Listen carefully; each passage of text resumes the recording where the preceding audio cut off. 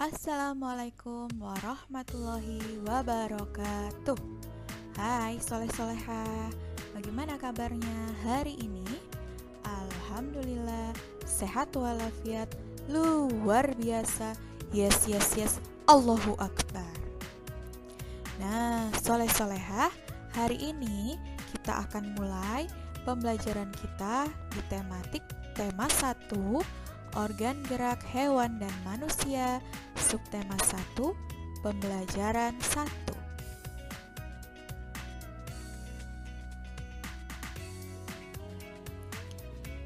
Tujuan pembelajaran. Dengan kegiatan membaca, siswa dapat menyebutkan alat gerak hewan dan manusia secara benar. Dengan kegiatan membaca, siswa dapat menentukan ide pokok dan paragraf setiap bacaan dengan benar. Dengan menulis, siswa dapat mengembangkan ide pokok menjadi sebuah paragraf secara runtut. Dan dia membuat perumpamaan bagi kami dan melupakan asal kejadiannya.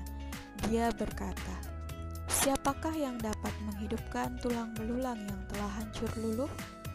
Katakanlah Muhammad, yang akan menghidupkannya ialah Allah yang maha menciptakannya pertama kali, dan dia maha mengetahui tentang segala makhluk."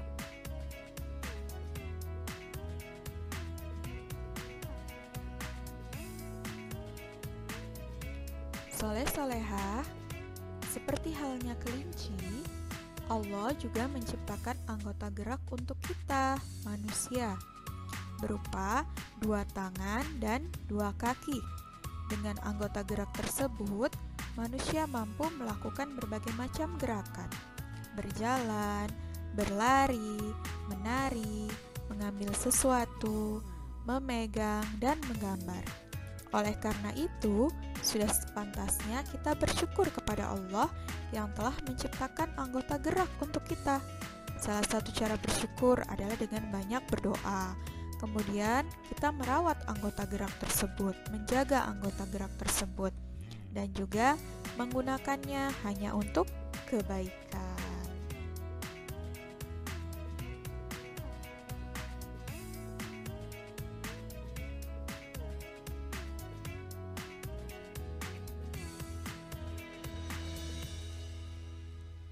Ahmad sedang asik mengamati tingkah laku kelinci-kelinci yang lucu di peternakan Ayah Togar. Kelinci memiliki 2 pasang kaki sebagai anggota gerak. Dengan kakinya, kelinci dapat berlari dengan kencang dan melompat. Apakah yang menyebabkan kelinci dapat berlari dan melompat dengan cepat? Manusia juga memiliki sepasang kaki. Apakah manusia juga dapat melompat secepat kelinci?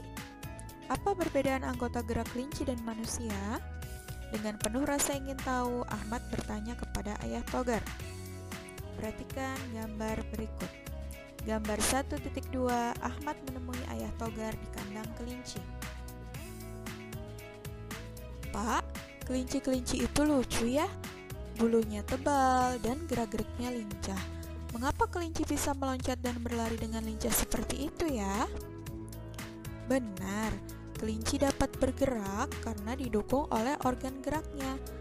Pada dasarnya, organ gerak kelinci serta hewan lainnya hampir sama dengan organ gerak manusia. Soleh-soleha, masih ingat tadi organ gerak manusia ada apa? Ada 2 tangan dan 2 kaki. Manusia pun dapat melompat, dapat berlari, dapat berjalan dengan organ gerak tersebut. Sama halnya dengan hewan, kelinci dan lain-lain juga mempunyai organ gerak yang fungsinya pun hampir sama. Jadi seperti itu ya soleh-soleha, bisa dipahami?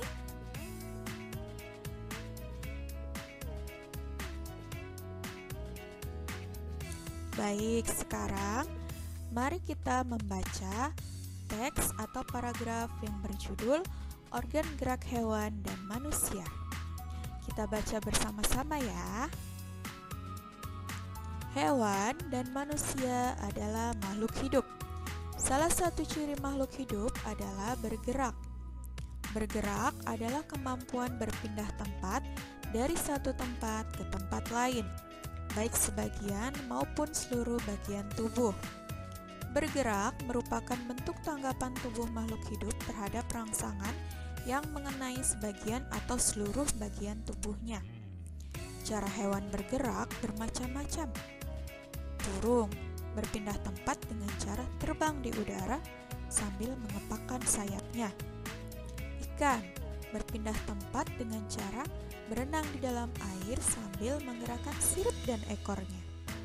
Sementara kucing berpindah tempat dengan cara berjalan, berlari, melompat, menggunakan keempat kakinya.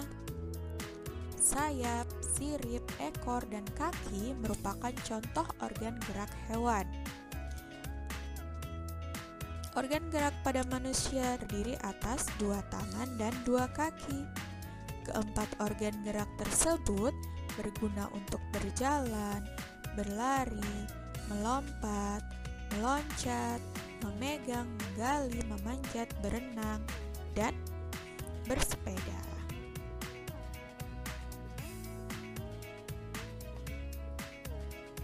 Pada dasarnya, ada kesamaan organ gerak hewan dan organ gerak manusia. Organ gerak atau alat gerak hewan dan manusia dibedakan menjadi 2, yaitu alat gerak pasif dan alat gerak aktif. Yang termasuk alat gerak pasif adalah tulang. Adapun alat gerak aktif adalah otot. Tulang dan otot bekerja sama untuk melakukan gerakan. Keduanya tergabung dalam suatu sistem yang dinamakan sistem gerak. Mengapa tulang disebut alat gerak pasif?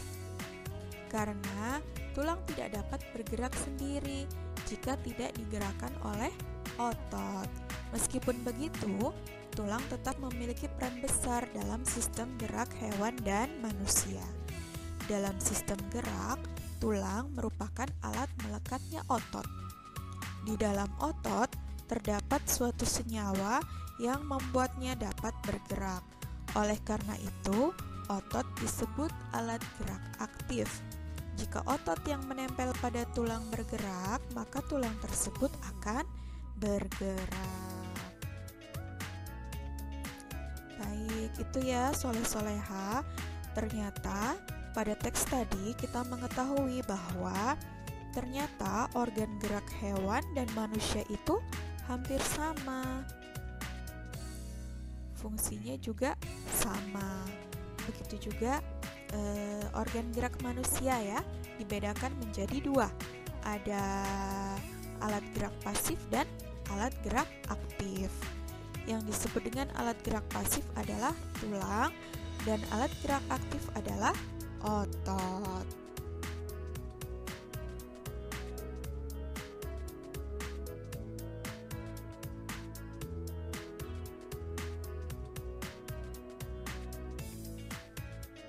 Tadi kita sudah bersama-sama membaca teks berjudul organ gerak manusia dan hewan ya.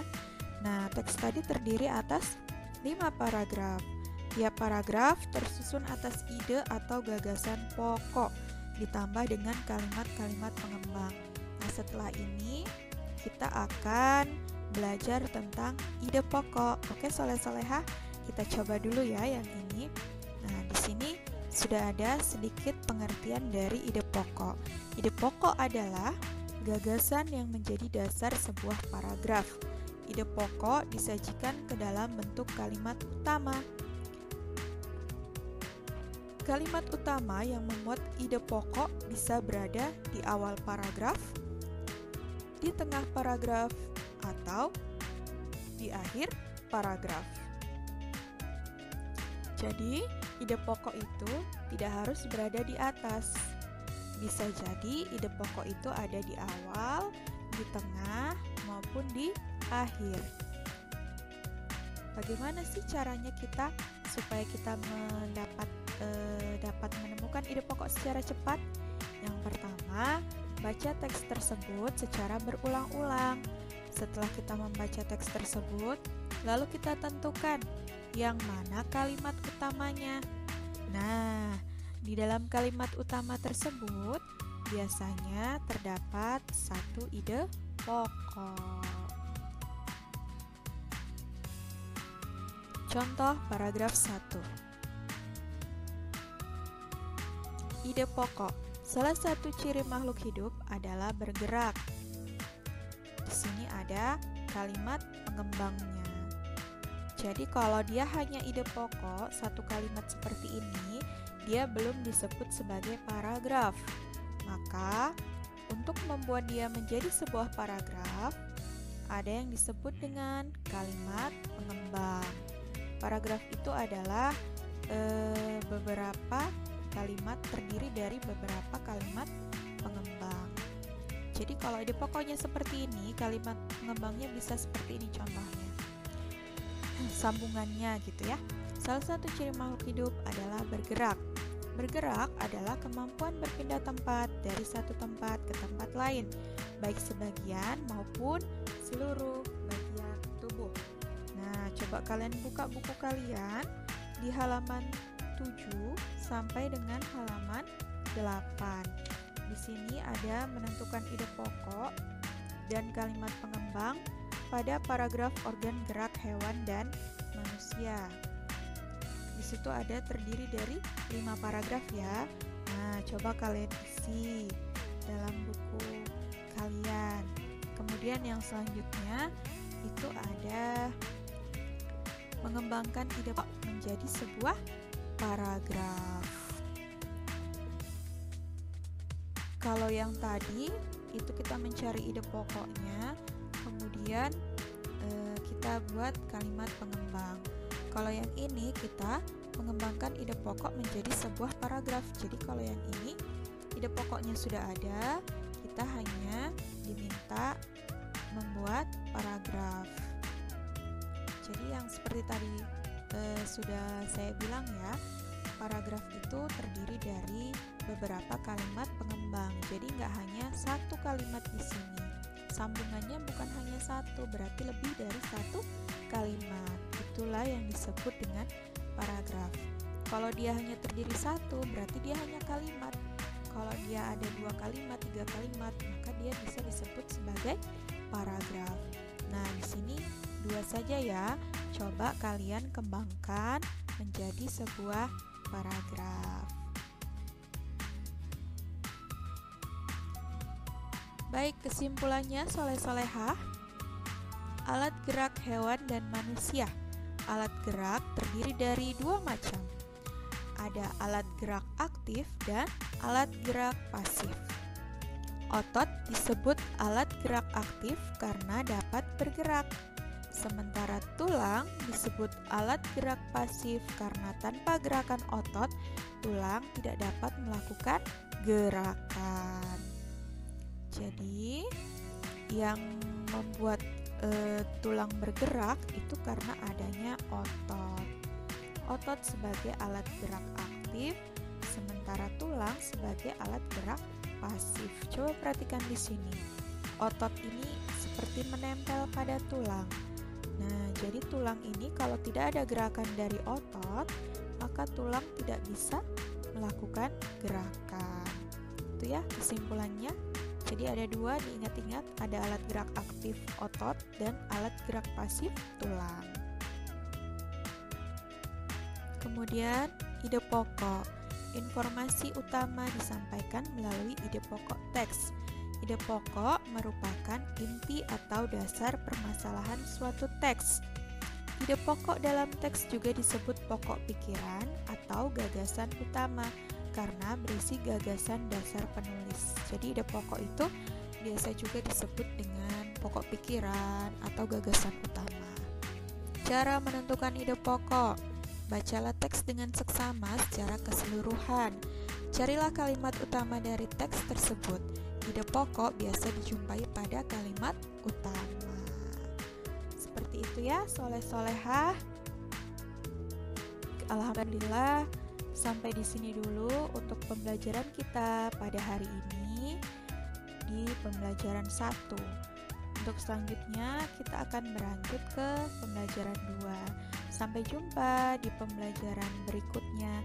Tetap jaga kesehatan dan tetap sehat. Wassalamualaikum warahmatullahi wabarakatuh.